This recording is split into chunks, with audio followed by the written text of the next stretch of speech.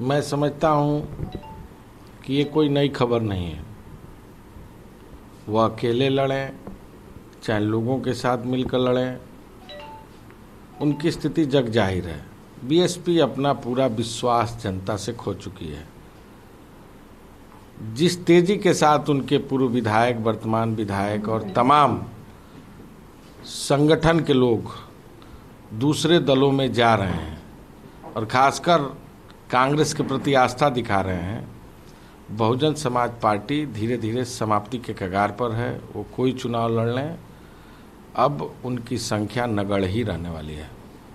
तो भारतीय जनता पार्टी के जो टॉप लीडरशिप है वो 2022 के जो असेंबली चुनाव होने वाले 5 राज्यों को उसको लेके एक बड़ी बैठक करने वाली है। जेपी नड्डा ने बैठक करी थी पार्टी हेडक्वार्टर्स में कि जिस तरीके से चुनाव आ रहे हैं उसमें तैयारियों को लेके। उत्तर प्रदेश में भी अभी देखा गया कि जिस तरीके से संगठन महामंत्री और भी यहाँ पे आए और बातें करी गई, उसके बाद राज्यपाल तक से भी मुलाकात कर ली थी। मैं समझता हूँ कि भारतीय जनता पार्टी कोई जतन कर ले, कितनी भी बैठकें कर ले, हाई लेवल की बैठकें कर ले, हेडिंग मैनेजमेंट कर ले, विज्ञापन दे ले, लेकिन भारतीय जनता पार्टी का जाना तय है। सरकार हर मोर्चे पर विफल हो चुकी है। किसान परेशान है, हताश है, निराश है। 7 महीने से 3 काले कानून के खिलाफ धरने पर बैठा है। सरकार सत्ता के घमंड में चूर है। किसान आत्महत्या कर रहा है, अन्ना जानवरों से परेशान है। महंगाई चरम सीमा पर है। डीजल पेट्रोल का दाम आकाश छू रहा है। लोगों के घर के किचन में अब भोजन तक को संकट धीरे धीरे नजर सामने आ रहा है। बेरोजगारी एक सबसे बड़ा सवाल है। बेरोजगारी का दर उत्तर प्रदेश में तेजी के साथ बढ़ता जा रहा है। महिला सुरक्षा, कानून व्यवस्था, जंगल राज में उत्तर प्रदेश तब्दील हो चुका है। और मैं समझता हूँ कोरोना के दौरान जिस तरह लाखों लोगों ने जान गंवाई है, सरकार का जाना बिल्कुल तय हो चुका है। जिस प्रदेश में 4 साल में 500 से अधिक जहरीली शराब पीने से मौत हुई हो, ये बैठक कर लें, चिंतन कर लें, मंथन कर लें। भाजपा जाने वाली है, कांग्रेस आने वाली है। सर, कल को 7 महीने पूरे हो गए, उसके ऊपर राकेश टिकैत ने कहा है कि आने वाले महीने में, जुलाई के महीने में एक बड़ा आंदोलन किया जाएगा और जो ट्रैक्टर है वो वापस नहीं जाएंगे, वो दिल्ली में और ट्रैक्टर लाया जाएगा और ट्रैक्टर यात्रा निकाली जाएगी अपने आंदोलन को और बूस्टअप करने के लिए। किसानों के सम्मान में कांग्रेस पार्टी मैदान में, आदरणीय राहुल गांधी जी ने घोषणा कर रखी है। किसानों के साथ मजबूती से कांग्रेस पार्टी खड़ी है। जब तक 3 काले कानून वापस नहीं हो जाते, लड़ाई जारी रहेगी। सर, तीसरे वेव को लेकर जो आशंका जताई जा रही थी, कई जगह पे अभी डेल्टा वेरिएंट के नए मामले आए हैं, कुछ मौतें भी हुई हैं। साथ ही साथ अभी प्रधानमंत्री की जो रिव्यू बैठक होती है उसमें प्रधानमंत्री ने कहा है कि एनजीओ की सहायता ली जाए टेस्टिंग और वैक्सीनेशन के प्रोग्राम में, कि व्यापक रूप में वैक्सीनेशन और टेस्टिंग करी जा सके भारत में। मैं समझता हूँ कि प्रधानमंत्री बैठकें करते हैं और मन की बात करते हैं, जनता की बात और जनता की भावनाओं को नहीं सुनते।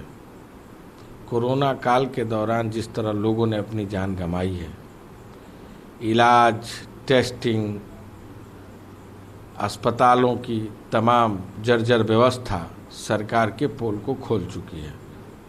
प्रधानमंत्री अब केवल वाचन कर सकते हैं। जो हालात देश का बनता चला जा रहा है, बेरोजगारी, मध्यम वर्गीय परिवार के लोगों का कहीं ना कहीं रोज दुखद जो चीज़ें सामने आती, आत्महत्याओं का दौर जारी है, किसान परेशान है। मैं समझता हूँ कि देश देख रहा है और ये सरकार अब जाने की तैयारी में है। सर, प्रधानमंत्री के आज 7 साल पूरे हो चुके हैं 2021 में। आज 78वीं मन की बात है। इससे पहले कहा था प्रधानमंत्री ने मन की बात में सेवा ही संगठन है जिसको लेकर उन्होंने और उनके बताया कि उनके कार्यकर्ताओं ने किस तरीके से लोगों की सहायता करी थी इस कोरोना लॉकडाउन में और कोरोना पूरे काल में। प्रधानमंत्री जी, मेरा हाथ जोड़ के निवेदन है, अब बंद करिए मन की बात। लोग ऊब गए हैं आपके मन की बात से। कुछ जनता की भी बात कर लीजिए। बेरोजगारी कब दूर होगी? नौजवान सड़कों पर है, आंदोलित है, रोजगार मांगता है तो आपकी सरकार लाठी डंडा चलाती है। कोरोना के दौरान इतने ढेर सारे लोग लाखों की संख्या में मर गए, एक भी शब्द आपकी संवेदना में नहीं निकली। किसान आज 7 महीने से आंदोलन पर बैठा है, उसकी पीड़ा आपको सुनाई नहीं देती। प्रधानमंत्री जी, देश किस राह पर खड़ा कर दिया है? जीडीपी गिर गई, व्यापार ठप हो गए, व्यवसायी आत्महत्या कर रहे हैं। अरे अब छोड़ दीजिए मन की बात। प्रधानमंत्री जी, मेरा हाथ जोड़ के निवेदन है, जरा निकलकर जनपदों में, प्रदेश के जगहों पर जाकर जरा जन की भी बात सुन लीजिए।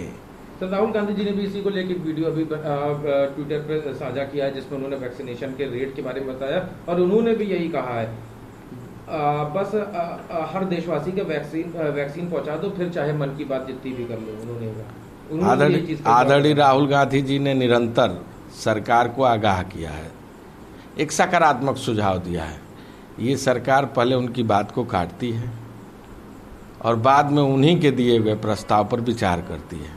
मैं समझता हूँ कि जिस सरकार में जनता के लिए कुछ न हो, उनकी भावनाओं को अपने साथ आत्मसात न कर पाए, वो सरकार कितना भी मन की बात कर ले, अब जनता उनके मन की बात में आने वाली नहीं।